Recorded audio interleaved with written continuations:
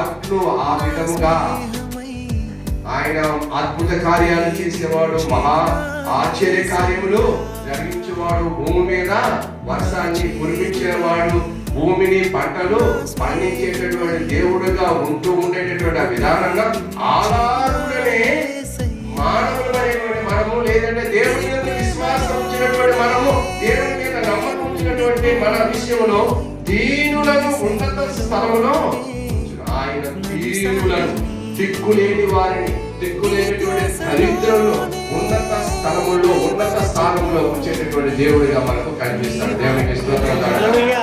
విశ్వాసం ఉంచితే, నమ్మకం ఉంచితే మన దీన స్థితిలో నుండి ఆయన పైకి లేపి మనల్ని గొప్పవారిగా ఉంచుతాడు. ఒకప్పుడు కూడా నేను చాలా దీన స్థితిలోకి వెళ్ళిపోయాను, పెళ్లి కాకముందు వెళ్ళిపోయాను, పెళ్లి అయిన తర్వాత కూడా ఆ ఉద్యోగం విడిచిపెట్టేసి వచ్చినప్పుడు దీన స్థితిలో, దీనాతి దీనమైనటువంటి స్థితిలోకి వెళ్ళిపోయాను.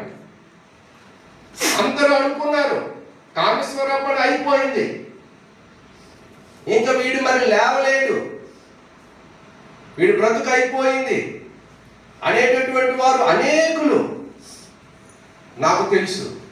కానీ ఆ దేవుని యందు విశ్వాసం ఉంచాము, నమ్మకం ఉంచాను కనుక ఇప్పుడు ఏంటైంది, ఇప్పుడు ఏమైంది, దీనాది దీనమైనటువంటి స్థితిలో ఉన్న నన్ను ఉన్నత స్థలంలోనికి దేవుడు నడిపించాడు. చెప్పబడి దేవుడు విశ్వాసం ఉంచితే ప్రతి ఒక్కరి జీవితంలో ఆయన అలా ఉంచుతాడు. మన తమిళనాడుపేట గ్రామంలో 3 ఇల్లు కడుతున్నారు. ఆ 3 కూడా పెద్ద పెద్ద పునాదులు వేశారు. మొన్నటి వరకు ఆ చిన్న చిన్న ఇంటిలో